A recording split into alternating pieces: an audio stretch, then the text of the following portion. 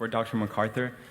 Yesterday you spoke a little bit about Mormonism, and today about how Jesus is the only way. At my school and places, I encountered these people, and yeah, we disagree, but they say we basically believe, we believe in Jesus too, and we believe he died on the cross.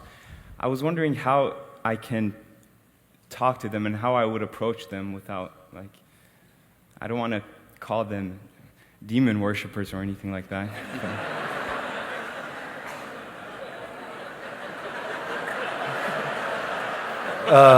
You may get to that of necessity. Just to talk about Mormonism for a moment, because we all confront this. I've had a couple of personal private meetings with the Theological Brain Trust of BYU, who came down, spent hours and hours with me. Robert Millett, I don't know that name, who writes most of their stuff on theology. And we have talked through all of these issues. Here's the problem. They are polytheists. They have millions of gods, just millions of them and more all the time. Every time Mormons have a baby, they potentiate another god. So this is anything but Christian in its view of God. They have a Christ who is another Jesus.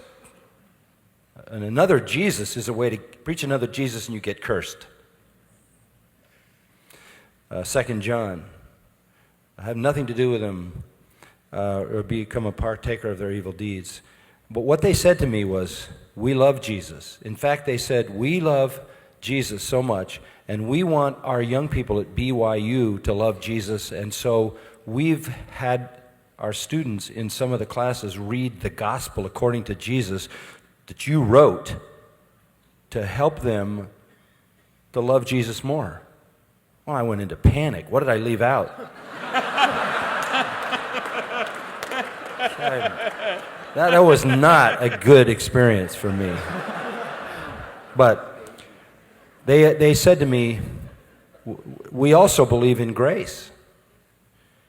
And they do. They have this sort of, this massive grace concept that most people, even though they don't become Mormons, they won't get, there are three heavens in Mormonism, and only one of them is where you want to be. The other two are, you're stuck with being single forever.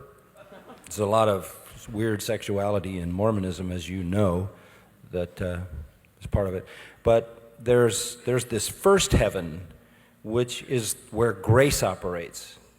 And this is a kind of near universalism, where just because God is gracious, he'll let you into that place, and it's better than hell.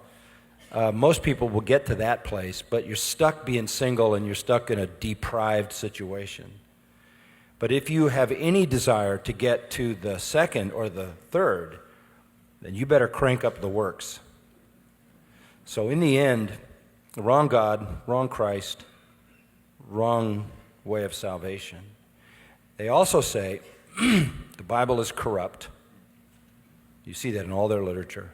The Bible has been corrupted. It is not trustworthy. It is not always right. It is not correct. And you have to turn to them for the correct interpretation of it and all of that.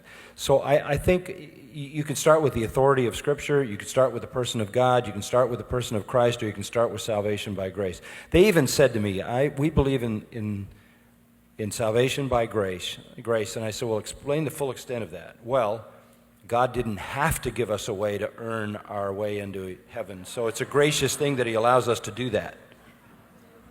But I think you can pick any one of those you want, or try one and then try another. But you need to first distance them from Christianity. This is the thing they're trying to close the gap. This is their formidable effort. You need to make sure they understand that this is more like Hinduism and paganism and false religion than it is anything to do with Christianity. And so they need to understand that they are anything but Christian. They are seriously, fatally, and terminally non-Christian. John, don't you think that there's a schizophrenia in Mormonism in the sense that in this kind of a context, they desperately want to be considered as Christians, but the whole rhetoric of Mormonism has been Christianity has been corrupted, and we alone have corrected it. So we only understand it, but we want to be considered one of you too. At the same time, both of those sides are played. That's right. And the best that can be said of us, who are non-Mormons, is that we may get into grace heaven, the lowest heaven, and be stuck being single forever, and with all the deprivations that also go along with that situation. One thing I've noticed about other religions, I'm not throwing shade or anything, is that they always try to make it look as if our difference is not far from Christianity. Oh, it's just this, it's just that. Like, it's close.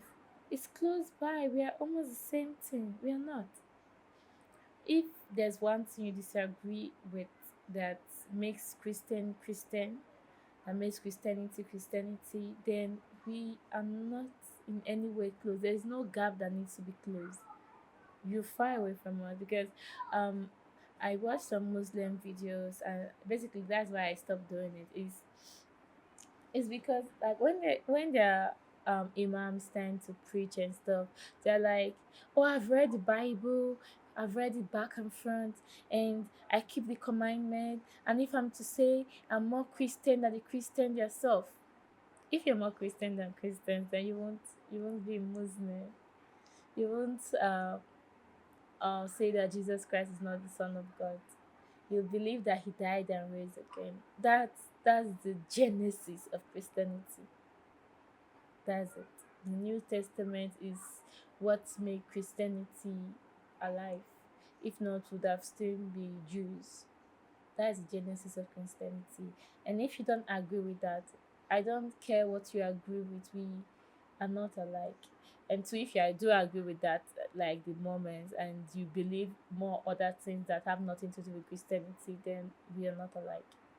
We are not close by. There's no gap to fill in, because the gap that you need to fill in is the one you're standing on.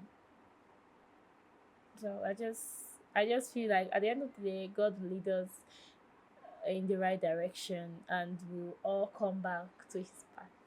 So please don't forget to like, subscribe, and share my videos, and recommend more videos for me like this. I'll see you in the next one. Bye.